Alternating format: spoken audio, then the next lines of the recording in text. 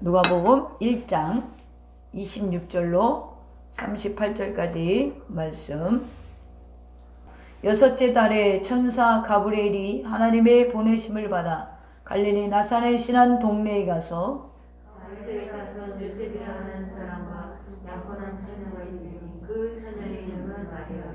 그에게 들어가 이르되 은혜를 받은 자여 평안할지어다 주께서 너와 함께 하시도다 하니 처녀가 그 말을 듣고 놀라 이런 인사가 어찌 합니까 생각하네.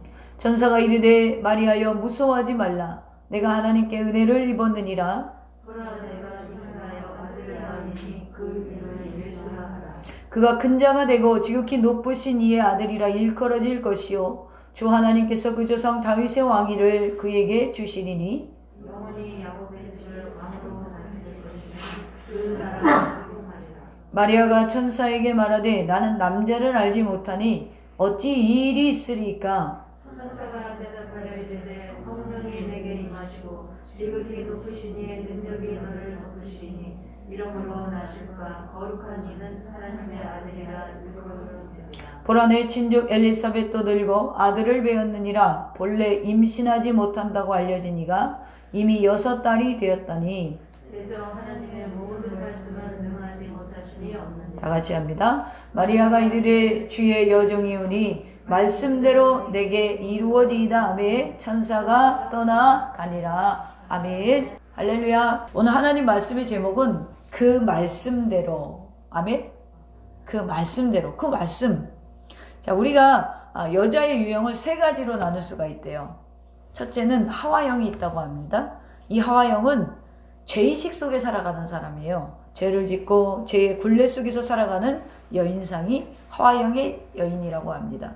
두 번째는 비너스형이 있다고 합니다. 이 비너스형은 육체적인 여인이에요. 날마다 외형적인 매력만 가꾸는데 돈을 투자하고 운동하고 몸매를 가꾸고 얼굴을 뜯어 고치고 제가 엊그저께 뉴스를 보다가 깜짝 놀랐어요. 왜 놀랐냐면 어느 나라 중동의 뭐 나라에 그 왜 안젤리나 졸리라고 있죠, 외국 배우 중에. 그 사람을 따라하고 싶어가지고 성형수술을 10번을 해가지고 정말 거짓말 안 보태고 이 얼굴이 다 한몰이 돼가지고 그 해골 같은 거예요. 그렇게 너무 미에다 심취해 있는 이런 비너스형이 있고요. 또 세 번째는 마리아적인 여인이 있대요. 하늘의 생명을 잉태하고 온갖 비난과 멸시 천대받으면서도 하나님의 뜻을 성취하기 위해서 묵묵히 나아가는 여인. 성경에는 이런 여인들이 굉장히 많습니다. 오늘 저와 여러분의 삶에도 이런 신앙을 소유하시기를 바랍니다. 그래서 마리아와 같이 하나님의 뜻을 받아들이고 그로 인해 오해를 받고 숱한 손해를 받았지만 그 뜻을 이루기 위해서 순종하며 걸어간 여인, 그리하여 하나님의 구원의 기적을 이 땅에 이루게 한 마리아. 오늘 그런 믿음이 우리에게도 있기를 소망합니다. 성경은 이 마리아를 향하여 은혜를 입은 자라고 축복합니다. 우리가 아무래도 카톨릭에서 이제 성모 마리아님 하니까 우리 개신교회는 이 마리아에 대해서 잘 설교를 안 해요. 내용을 주제로 많이 안 삼는 경우들이 있습니다. 그런데 저는 오늘 이 마리아의 신앙을 우리가 본받을 점이 굉장히 많다고 해요. 생각을 합니다. 아브라함의 믿음, 다윗의 믿음 다 우리가 본받으면서 여러분 가장 큰 일을 감당했던 여인으로서 가장 큰 일을 감당했던 우리가 마리아의 신앙에도 주목해 볼 필요가 있다는 것입니다. 그리고 복 있는 자라고 오늘 성경에 이 마리아를 축복하는데 사실 마리아 입장에서는 여러분 이 사건이 축복일까요? 예? 여러분들이 이 성경을 볼 때 마리아의 입장에서 이게 축복이냐는 거예요. 축복이 아니죠. 마리아 입장에서 봤을 땐 이게 축복이 아니에요. 근데 축복이라는 거예요. 그러니까 세상에서 말하는 복과 우리 기독교 안에서 복은 굉장히 달라요. 역설적이죠. 망하는 게 복이고 져주는 게 복이고, 그런데 이 모든 것들이 우리가 져주고 그 사람을 위해서 손해봤을 때 하나님이 갚아주신다는 거예요. 아멘? 그러니까 우리는 그런 신앙을 가지고 있죠. 자, 마리아 입장에서 이 사건이 축복일까? 근데 은혜를 입은 자라고 이야기한단 말이에요. 여러분들도 은혜 입고 싶지 않아요? 아멘? 그 하나님이 은혜를 입은 자라고 표현한 이유가 무엇일까요? 하나님이 믿어주신다는 증거예요. 하나님이 마리아를 믿었다는 거예요. 너만은 나를 실망시키지 않을 거야. 여러분 생각해 보세요. 말라기서랑 우리가 이 신약 성경 사이에는 대략 400에서 430년의 구례가 있어요. 침묵기가 있단 말이에요. 하나님이 아무런 이상을 보이지 않는 시대가 있었단 말이에요. 그리고 나서 지금 아직 세례 요한이 나타나지 않은 때예요. 그죠? 뱃속에 있을 때잖아요. 그런데 그렇게 암흑기를 살아가고 있는데 하나님이 지켜본 여인이 있다는 거예요. 지금 마리아가 살아가는 배경을 봤을 때 여러분 그 당시에는 신앙이 다 제각각이었고 사람의 어떤 뭐예요? 중심적인 신앙이었단 말이에요. 그러니까 오죽하면 야 11조도 내가 복 받으려고 하는 그런 개념이었단 말이에요. 그러니까 자기를 위한, 자기를 위해서, 자기를 위한 하나님이 존재하는 그런 시대에 하나님이 마리아만큼은 믿으셨다는 거예요. 여러분 도전되지 않으세요? 이 코로나 시대에 하나님이 다 모든 사람의 예배를 듣기 싫어한다 할지라도 나의 예배는 우리 권사님, 우리 선교사님, 우리 집사님, 우리 장로님의 예배는 하나님이 기다린다고 생각해 보세요. 막 전율이 않아요? 여러분 영상으로 예배 드리지만 하나님이 오늘 내가 너희들이 가정에서 예배 드리지만 난 너의 예배를 기다렸어. 너의 아침 기도를 기다렸어. 그러니까 은혜를 입는 자는 아무나 되는 게 아니라 하나님이 주목하는 자라는 거예요. 하나님이 믿어주는 자라는 거예요. 하나님이 믿어주는 자라는 거예요. 세상에 그 누구도 주목하지 않던 나사렛 한 모퉁이에 보잘것없는 평범한 처녀 마리아에게 이 기쁜 소식이 지금 전해지고 있어요.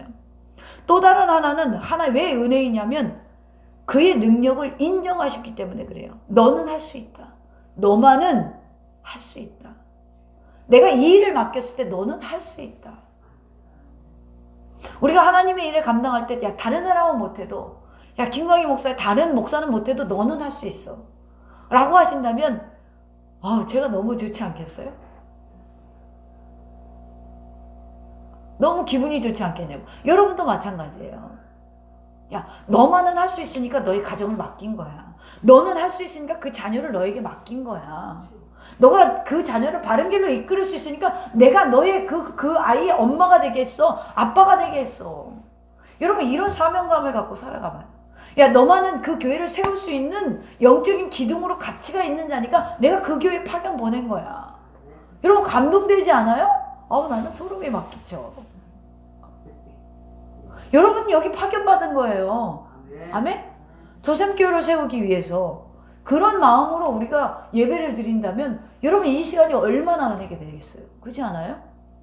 왜 기도를 짧게 하는 거야? 왜 찬양을 짧게 하는 거야? 왜 설교를 짧게 하는 거야? 이런 마음이 안 들겠어요? 들죠. 그런 생각이 없으니까 저 목사는 왜 이렇게 설교가 길어? 왜 이렇게 오늘 또 찬양이 긴 거야? 왜 주일날 통성 기도를 하는 거야? 그런 생각을 한단 말이에요. 이 모든 상황 속에서 마리아가 은혜인 이유는 그 과정을 통해서 마리아는 하나님의 능력을 체험할 수가 있었어요. 오늘 우리도 이 가브리엘 천사가 마리아를 찾아온 사건을 통해서 우리도 하나님께서 인정하는 그런 성도가 되기를 간절히 소망합니다. 오늘 본문 26절은 여섯째 딸에 라는 말로 시작했어요. 여섯째 딸에, 이것은 앞사건과 연결이 되는 이야기라는 것이죠. 오늘 본문 앞에 보면 천사 가브리엘을 통하여 나이 많은 사가랴와 엘리사벳 부부에게 아들이 있을 것을 약속해주는 내용이 이제 누가복음 1장 앞부분에 나와 있습니다. 그리고 그 가정에 약속대로 아기가 수태되었죠. 그러기에 여섯째 달에 라는 말은 엘리사벳이 수태한 지 여섯째 달에 라는 말이에요. 천사 가브리엘을 통하여 사가랴에게 통고된 말씀이 성취되어 엘리사벳이 임신한 지 여섯째 달 되는 때에 천사가 다시 마리아를 찾아왔다는 이야기로 이렇게 여섯째 달에 라고 시작을 하고 있습니다. 이 천사 가브리엘은 하나님의 보내심을 받아 갈릴리 나사렛 동네에 왔어요. 그러니까 하나님께서는 첫 약속이 이루어진 6대째 만에 다시 천사를 보내셔서 처음보다 더 놀라운 약속을 하고 계신 거예요. 처음 약속은 나이 많아 이제 더 이상 아이를 가지지 못하는 부부에게 아기가 있다는 것이고, 그것은 굉장히 믿기 어려운 소식이죠. 사라가 만약 잉태했던 그런 역사가 또 이 신약 성경에 처음에 그런 역사가 기적이 일어나고 있죠. 그런데 그 가정에 아기가 잉태되고 그 아이가 바로 예수님을 준비한, 예수님의 복음을 전한, 마지막으로 전한 세례 요한이 나게 됩니다. 그런데 이번에는 더 놀라운 소식이 전해집니다. 처녀에게 내가 수투하여 아들을 낳으리니. 자, 너무나도 뜻밖의 말씀이 마리아는 놀라고 두려워합니다. 여러분, 이게 믿어지세요? 저는 잘 안 믿어졌었어요. 모태신앙이지만. 어떻게 처녀가 아이를 가져요? 그래서 이상한 자유주의 신학자들은 처녀가 아이를 가진 게 아니라 아이를 가졌는데 되게 위대한 인물로 성장했다라고 이렇게 감싸가지고 이야기를 하잖아요. 근데 대부분 우리 상식으로는 그게 믿어져요. 그죠? 여러분들은 믿음이 충만해서 그게 안 믿어져요? 근데 저는 한때는 그게 믿어졌어요. 그런데 우리 가운데 성령이 오시면 이게 믿어져요. 아멘? 이 사건은 성령으로 말미암지 않고는, 성령이 내 속에서 역사하지 않고는 믿어지지 않는 거예요. 그러니까 이 부분을 안 믿어지니까 건너뛰고 싶은 거예요. 왜? 성령님이 여러분 속에서 우리를 믿어지게 하셔야 된다니까요. 성령이 예수 그리스도를 하나님의 아들로 믿어지게 한다는 거예요. 아멘? 그러니까 너무나도 이 뜻밖의 말씀에 마리아가 놀라고 두려워했지만 그는 하나님의 말씀을 받아들이죠. 어떻게 받아들여요? 38절에 보니까 마리아가 이르되 주의 여종이오니 말씀대로 내게 이루어지이다 하며 천사가 떠나가니라. 아멘. 말씀대로 내게 이루어지이다. 이게 누가복음의 주제예요. 누가복음을 볼 때 주제란 말이에요. 요한복음에서는 예수 그리스도가 하나님의 아들, 하나님의 아들이자 참 인간으로 오신 예수 그리스도를 드러내고 있다면, 누가복음의 제일 전체적인 메시지의 초점은 말씀대로 이루어지이다요. 그러니까 여기 누가복음의 전체 메시지 초점에 지금 나와 있죠. 자, 마리아의 신앙은 어때요? 말씀대로 내게 이루어지이다. 특히 누가복음 1, 2장의 중심의 메시지가 여기 있습니다. 누가복음을 기록한 의사 누가는 이 복음서를 기록하면서 1장 1절에 이렇게 말해요. 우리 중에 이루어진 사실에 대하여. 자, 이게 실제라는 것이죠. 우리 중에 이루어진 사실에 대하여. 자, 누가복음의 주제는 인간 역사 속에 하나님의 말씀대로 구약의 말씀이 바로 성취되었다라는 것을 드러내고 있다는 것입니다. 1장 20절에 보면 믿지 못하는 세례 요한의 아버지 사가랴에게 천사가 이렇게 말하죠. 후반절에 보면 1장 20절 중반을 지나서 보면 내가 내 말을 믿지 아니함이거니와 때가 이르면 내 말이 이루어지이다 하더라. 자, 하나님께서 약속하셨기 때문에 그 약속이 이루어지는 것이지, 사가랴는 지금 믿어요, 안 믿어요? 의심하죠. 근데 하나님이 약속하셨기 때문에 너를 벙어리가 되게 해서라도 나는 그 약속을 이루어 가실 거라는 거예요. 그러니까 누가복음의 핵심은 말씀대로 하나님의 계획과 섭리라면 반드시 우리의 삶 속에도 이루어진다는 도전을 여기에서, 그 믿음을 누가복음을 보면서 회복하셔야 돼요. 아멘? 그런데 하나님께서 이 약속을 성취하시기 위해서 무슨 방법을 쓰셔요? 무슨 방법을 쓰셨어요? 사람을 선택하신다는 것을 우리가 볼 수가 있어요. 사람을 선택하신다는. 그러니까 저는 사실은 이거를 깨닫기 전에는 제가 좀 빨리 목회를 시작한 편이잖아요. 제가 25살 있지도 않아요. 9월부터 찬양 인도를 했거든요. 그러니까 되게 오래됐죠. 그러니까 사람들이 그래요. 나이에 비해서 목소리가 늙었다고. 그런데 늙은 데는 찬송 인도를 해서 제가 늙은 게 아니에요. 가수들이 그러면 늙게요? 그렇잖아요. 가수들 50년, 60년 찬양 해도 뭐 이미자 같으신 분들은 목소리가 늙나요? 굉장히 지금도 듣기가 좋죠. 근데 사람들이 저를 보고 나이에 비해서 목소리가 굉장히 늙었어 걸걸해 이러는데 저는 사실은 이 찬양 인도를 못할 만한 사람이었어요. 음치였거든요. 그러니까 그 음치를 극복하기 위해서 엄청나게 하나님 앞에 매달렸던 거예요. 그러니까 적어도 저는 우리 엄마가 저보고 너 찬양 잘한다 소리를 10년을 찬양 인도에도 한 번도 한 적이 없어요. 그렇게 독한 사람이랑 제가 살았어요. 그리고 나서 아마 얼마 안 됐어요. 제가 목사 되고 나서 얼마 안 됐어요. 얼마 안 돼서 그래도 우리 딸이 찬양을 뭐 그렇게 막 잘하는 건 아니라도 뭐 시원시원하긴 하지 뭐. 그게 최고의 칭찬인 거야. 그러니까 전에는 제가 막 사람들한테 인정을 받고 내가 하나님의 일을 빨리 하니까 아우 하나님이 뭐 내가 내 인생을 하나님께 드린다는데 받아줘야지 뭐 이렇게 생각했어요.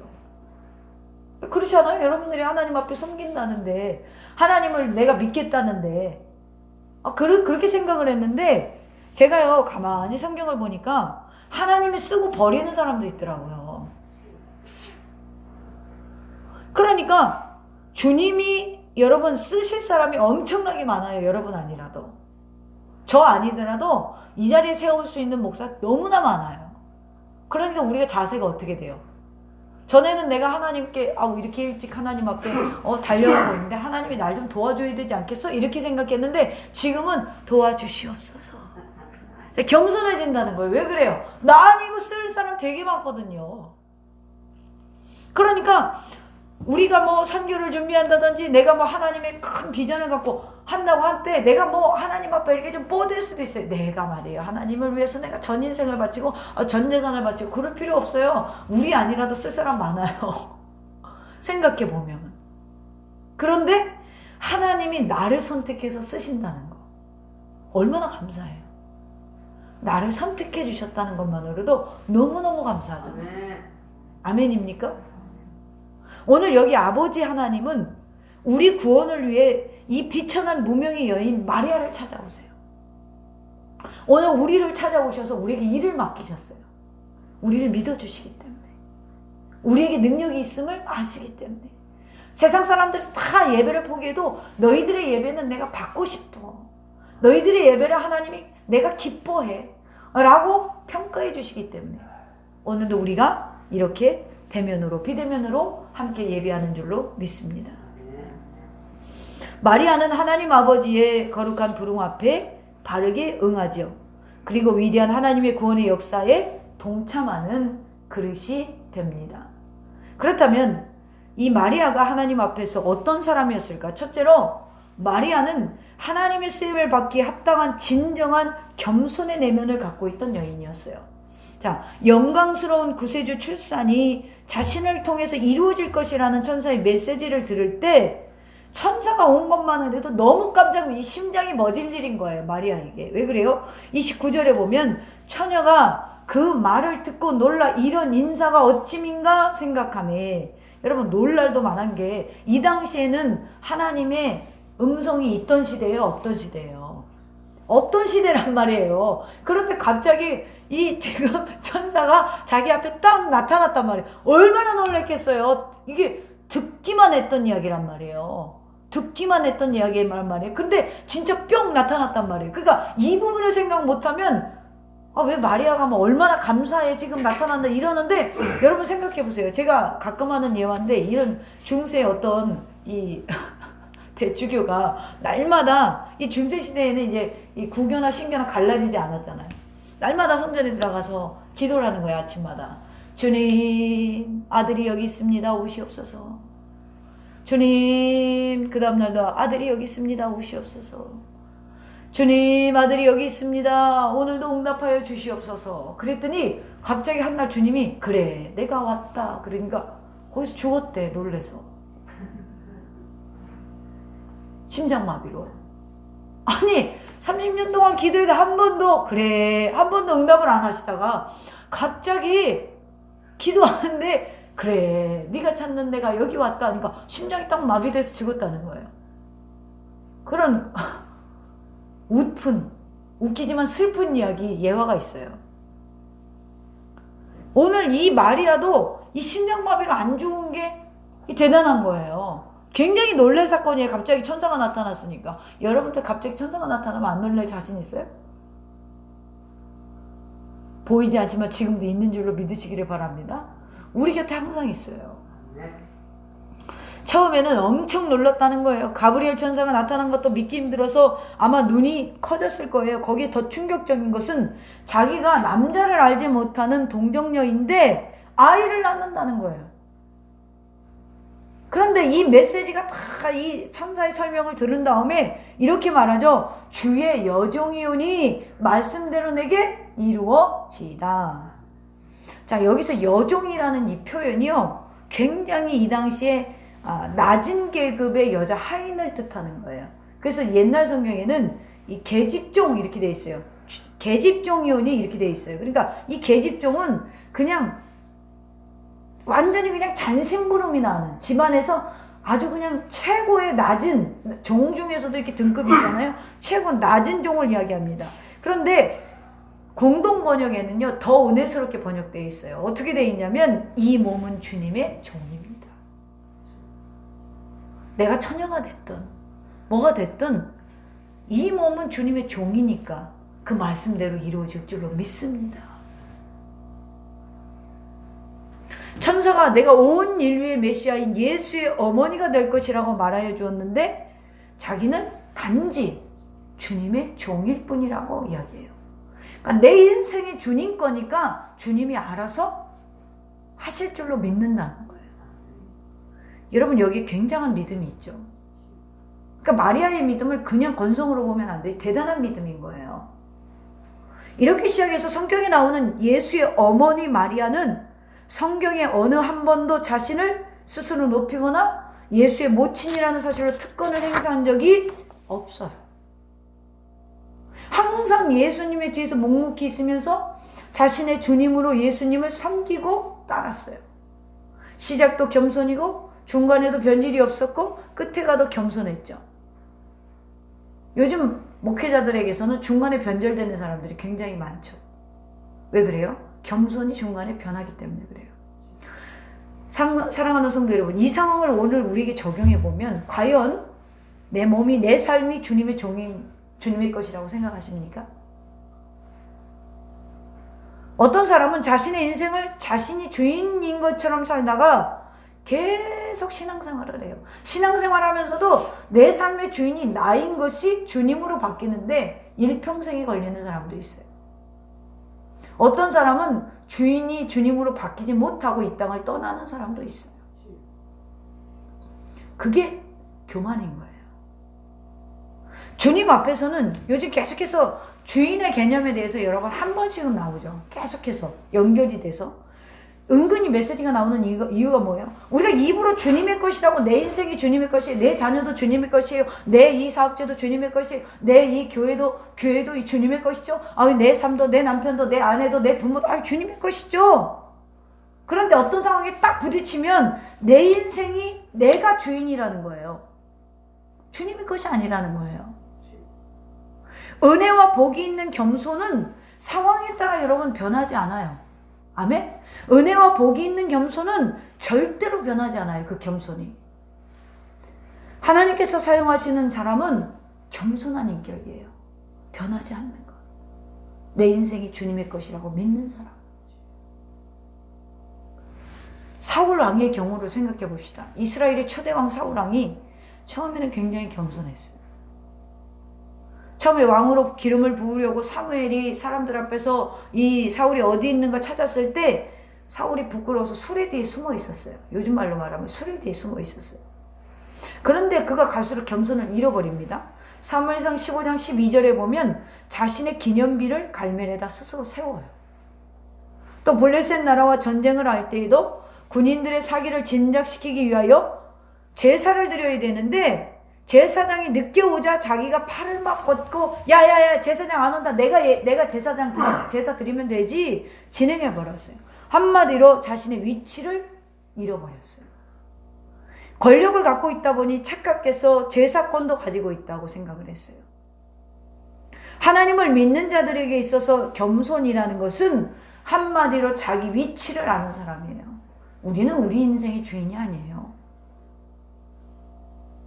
우리의 인생의 주인은 주님 거예요. 우리가 우리 인생을 내 것이라고 주장할 때부터 우리의 인간에게 불행이 찾아왔어요.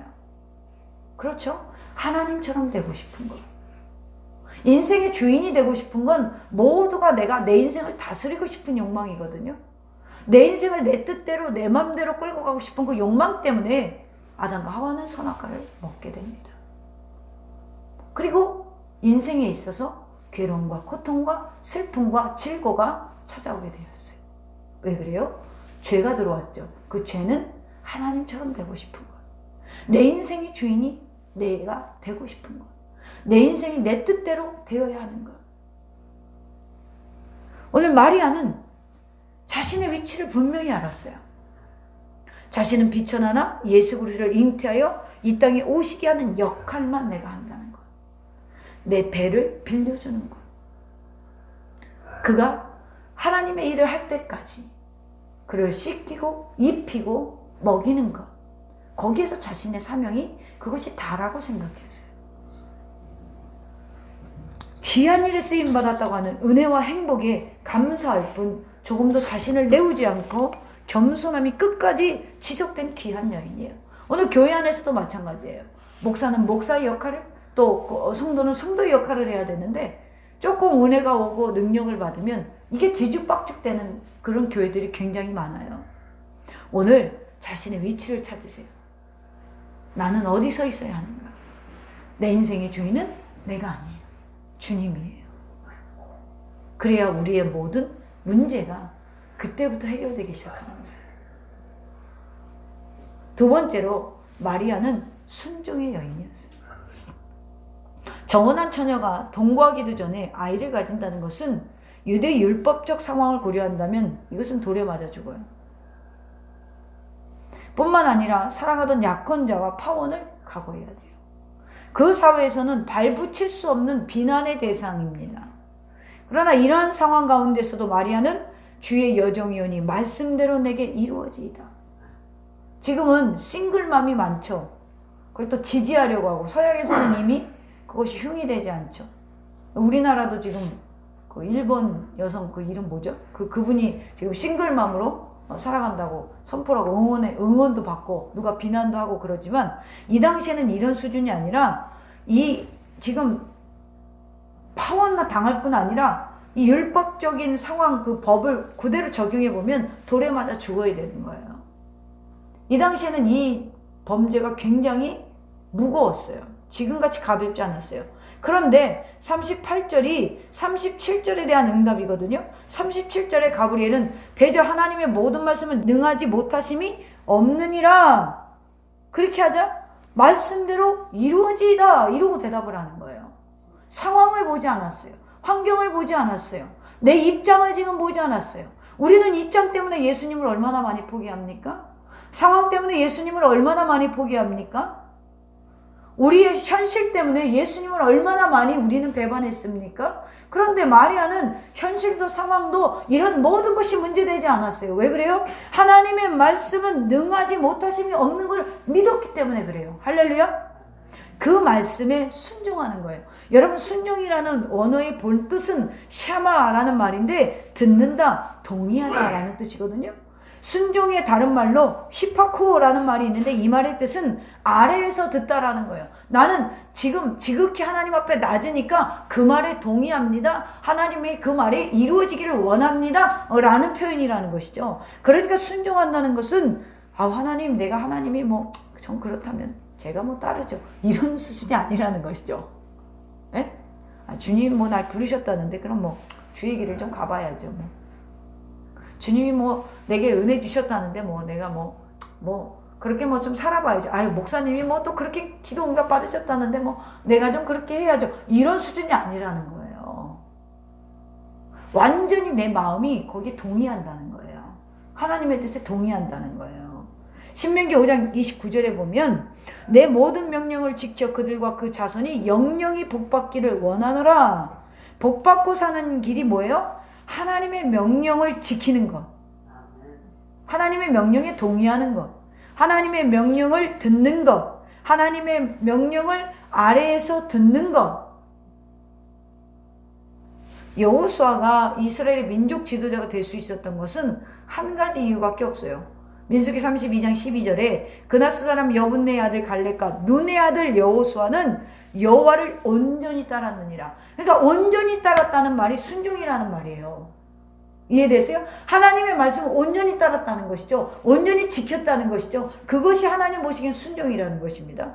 그렇습니다. 하나님께서 쓰시는 사람의 특징이 뭐예요? 겸손과 순종이에요. 무엇에 순종해요? 환경에 순종해요? 아니에요. 하나님의 말씀에 순종한다는 거예요. 생각해 보세요. 어떤 제품을 사든지 여러분 우리가 설명서를 보고 쓰잖아요. 안 그래요?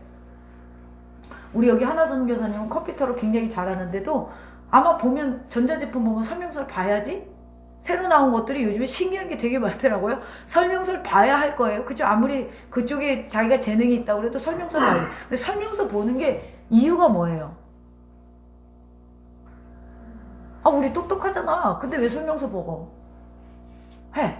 만약에 이 미가엘 기계 샀을 때 왜 설명서를 보고 하냐는 거예요. 왜 설명서를 볼까요? 이걸 만든 사람이 사용하는 방법을 기록했기 때문이에요. 그죠? 나는 이걸 안 만들거든요. 그런데 만든 사람이 사용하는 법을 기록했기 때문에 우리가 뭘 신뢰를 하고 그 설명서를 보고 그대로 해보려고 하죠. 저기 뭐야, 우리 원로 목사님은 밥솥을 하나 요즘 걸 사드렸더니 그냥 막 누르니까 안 된다는 거야. 설명서를 안 봤거든. 근데 엄마 이거 봐, 설명서에 이렇게 돼 있잖아. 이렇게 3번 4번 누르면 이게 잡곡밥이고 이게 일반 밥이고 요건 찰진 밥이니까 요 찰진 밥을 누르면 밥이 더 찰지게 되는 거야 라는 거를 제가 읽어주고 설명을 해주니까 그렇게 하니까 지금은 밥을 엄청 잘하세요. 설명서를 보는 이유는 그 기계를 잘 다루기 위해서 보는 거예요. 그럼 우리 누가 만드셨어요? 내가 만들었어요? 우리 엄마가 날 만들었어요? 아니요. 하나님이 만드셨어요. 그럼 우리를 잘 아시는 분이 설명서를 기록해 줬어요. 그 설명서가 바로 성경이에요. 근데 왜 성경을 안 봐요? 내가 보는 성경이 있어야 돼요. 내 손때가 묻은 성경.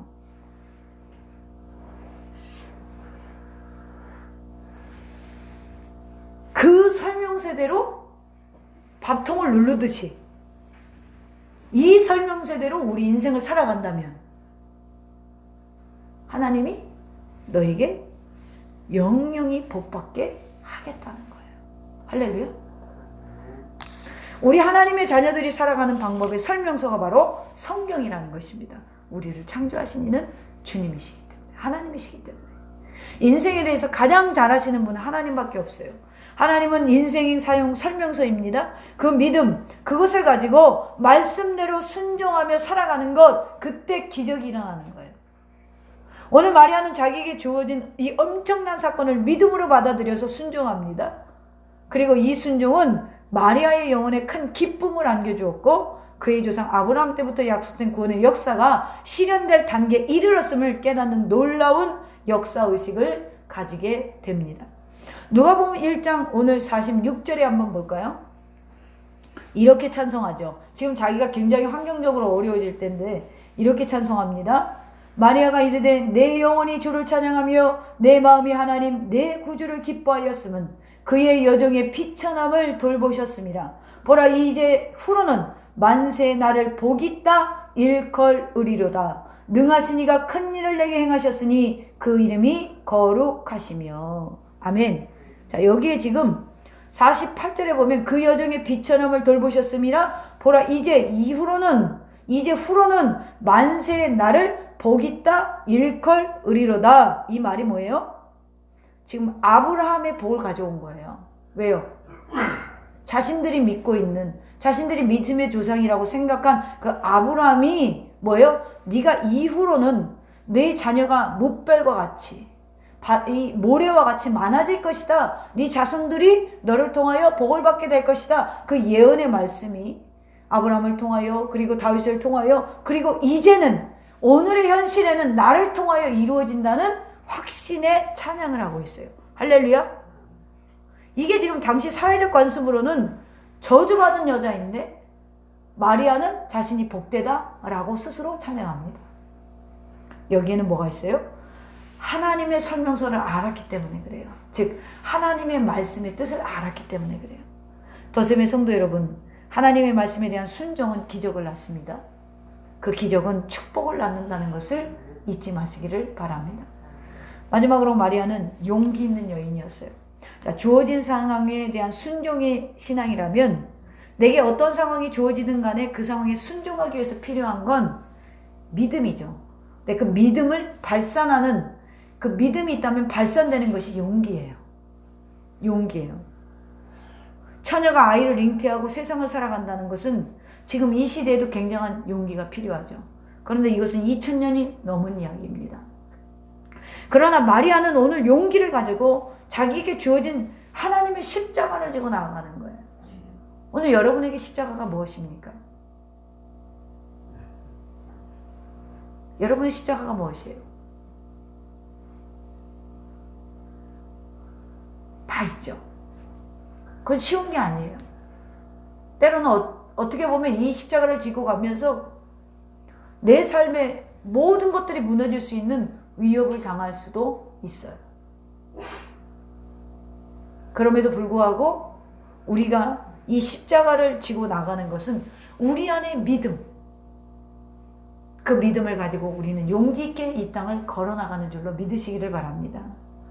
그리고 이 용기로 이 여인은 오늘 영적인 최후 승리를 합니다. 우리도 이 용기를 가지면 최후 승리의 면류관을 쓸 수가 있어요. 여러분, 모세가 가는 길에 홍해가 가로막고 있었죠. 이스라엘 사람들을 출애굽시켜서 첫 만난 장애물은 홍해였어요. 그런데 하나님께서 지팡이를 바다 위로 들라는 것입니다. 지팡이를 들어 올리니까 큰 동풍이 일어나고 바닷물이 말라서 마른 땅이 나옵니다. 여러분, 이게 이렇게 막 이렇게 갈라졌다고 생각하는데 동풍으로 바닷물을 이렇게 밀었다는 거예요. 밀어가지고 여러분, 그러니까 성경을 보면서 상상을 하셔야 돼요. 동풍으로 밀면 어떻게 돼요? 물이 이렇게 세워지잖아요. 촥 이렇게 갈라진 게 아니에요. 바람으로 밀어서 벽이 생긴 거예요. 물같이 벽이 생긴 거지. 그러니까 그게 중요한 게 아닌데 홍해가 갈라져서 양쪽으로 갈라져서 벽이 세워졌으니 이게 아니라 동풍으로 밀어서 세워졌다는 거예요. 바닷물이 밀려나갔다는 것이죠. 여러분 해보세요. 바람을 세게 불면 물이 밀려나가잖아요. 그래서 마른 땅이 나왔어요. 여기까지 좋아요. 그런데 여러분 생각해 보세요. 지금 동풍으로 물을 밀었어요. 네? 밀으면 파도 칠 때 어때요? 파도가 올라가잖아요. 바람이 셀수록 파도가 높이 오른단 말이에요. 땅에 보일 정도로 올랐단 말이에요. 그런데 거기 걸어가는 데는 뭐가 필요해요? 용기가 필요하죠. 아우, 이스라엘 백성이 홍해를 건넜대. 이거 여러분 우스운 거 아니에요. 대단한 용기가 필요한 거예요. 적에 무너지지 않는다는, 저 물이 우리를 덮치지 않는다는, 안 덮칠 것이라는 확신이 있어야 건널 수 있는 거예요. 앞이 보이지 않고 불안한 미래를 바라보고 있을 때 때로는 하나님이 우리에게도 야, 지팡이를 들어, 하늘을 향해, 바다를 향해 들어 라고 할 수 있어요. 그런데 우리는 들더라도 안 되더라고. 왜 안 되는지 아세요? 건널 용기가 없거든요. 드는 데까지는 믿음이 있을지 몰라도 걸어가는 데까지는 더 큰 용기가 필요합니다. 오늘 하나님은 때로 우리에게 그 불안한 미래로, 앞이 보이지 않는 미래로 걸어가라고 할 때가 있어요. 우리의 십자가를 지고 주변 사람들이 우리에게 와서 바로와 왕과 같이 왜 너희들 사서 고생하느냐, 아 가지마, 얼마나 지금 저 광야로 나가면 힘들고 어려운 줄 아니? 가지마. 이스라엘 백성은 애굽에 매장지가 없어서 우리를 수장하려고 이곳으로 데리고 왔느냐? 함께 가고 있는 사람들도 모세를 흔들어 놓습니다. 왜 그래요? 그들은 용기가 없었고 모세는 가자고 합니다. 모세는 용기가 있었어요. 그 용기의 바닥에는, 용기의 본질은 믿음이 있었기 때문에 그래요. 그리고 그 용기, 한 사람의 용기로, 한 사람의 믿음으로 이스라엘은 홍해에서 구원받게 됩니다. 그러므로 믿음은 용기입니다. 성경에 있는 모든 믿음의 위인들은 용기의 사람들이었어요. 오늘도 그 용기는 한 사람에게 의해 역사는 바뀌는 줄로 믿으시기를 바랍니다. 많은 사람들이 지팡이 드는 데까지는 믿음이 있어요. 그러나 그 바다를 건너는 믿음, 건너는 용기는 오늘 소수의 사람들에게 있다는 거예요. 그 수많은 이스라엘 민족 중에 모세밖에 그 용기를 갖고 있지 않았어요. 저는 그 모세와 같은 용기가 오늘 작지만 우리 가운데 있기를 소망합니다. 우리 도샘교회 가운데 있기를 소망합니다. 사도 바울은 쇠사슬에 묶인 채 로마에 가서 감옥에 갇힙니다. 소망이 보이지 않는 상황이에요. 그런데 그는 그 감옥에서 신약 성경을 쓰게 됩니다. 용기가 있었기 때문입니다. 그렇다면 오늘 신앙인에게 용기가 있다고 할 때 그 용기의 출처는 어디일까요? 내 자신일까요? 만약 용기의 출처가 나라고 한다면 그 용기는 홍해를 건너지 못할 것입니다. 그러나 그 용기의 출제가 하나님이라면 35절에 봅시다. 천사가 대답하여 이르되 성령이 내게 임하시고 지극히 높으신 이의 능력이 너를 덮으시리니 이러므로 나실 바 거룩한 이는 하나님의 아들이라 일컬어지리라. 아멘. 내가 가지고 있는 힘은요, 내가 질 수 있는 용기를 가지지 못합니다. 양보할 수 있는 용기를 가지지 못해요. 포기하는 용기를 가지지 못해요. 그러나 지금 마리아에게 성령이 임하니까 그 용기의 출처가 하나님이 되니까 이 세상의 모든 핍박과 환난을 감당할 수 있는 힘이 생긴다는 거예요. 오늘 32절 다시 보면 성령이 내게 임하시고 지극히 높으신 이의 능력이, 우리가 어떻게 세상을 살아갈 수 있습니까? 그 용기의 출처가 천지 지으신 여호와 하나님, 그 하나님은 오늘 여러분과 함께 하기 때문에, 그 하나님이 이 제시한 방법이기 때문에 오늘 이 길에서 우리는 반드시 승리할 줄로 믿습니다. 여호수아 1장 두려워하지 말라 담대하라 지극히 담대하라 내가 너와 함께하리라. 바로 이 용기의 출처는 내가 너와 함께하리라, 하나님이신 줄로 믿으시기를 바랍니다. 하나님이 우리의 삶에 어떤 상황이든지 겸손히 받아들이고 순종하며 나아갈 수 있는 용기의 근원이 여러분의 삶이 될 때 우리는 이 모든 사명을 완수할 수 있어요. 그러므로 오늘 하나님이 쓰는 사람은 마리아를 통해서 우리가 무엇을 배울 수가 있습니까? 마리아는 겸손한 사람이었어요. 마리아는 순종의 사람이었어요. 마리아는 용기의 믿음을 가진 사람이었어요. 사랑하는 성도 여러분, 우리가 세상을 살아가면서 우리가 필요한 것이 무엇입니까? 바라는 현상, 나를 지지해주는 사람, 그런 것이 아닙니다. 바로 하나님 앞에 그 말씀대로 이루어진다는 그 믿음이 있을 때 우리는 이 모든 것을 넉넉히 이길 수가 있습니다. 사랑하는 성도 여러분, 이제 성탄절이 며칠 남지 않았어요.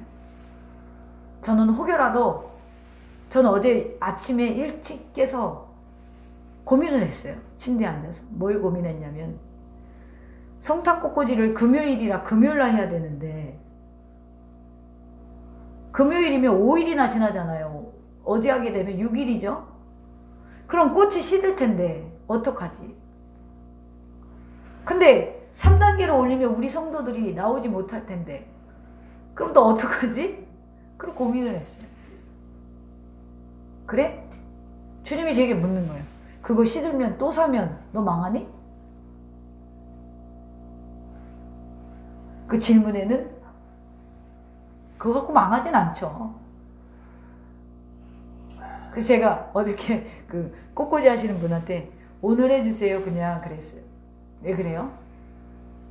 모든 사람들의 성탄이 그 의미가 사라지고 있을 때 우리는 무엇을 준비해야 되는가? 하나님 앞에 겸손하고 순종하고 지금 아기 예수가 성령으로 말미암아 잉태되어서 참 신이시고 참 인간으로 오셨다는 확실한 믿음, 그 믿음을 잃어갈 때 우리는 조금이라도 성탄의 분위기를 내면서 하나님 앞에 예비하는, 혹여라도 성탄절 예배를 비대면으로 드리게 되면 오늘이 뭐예요?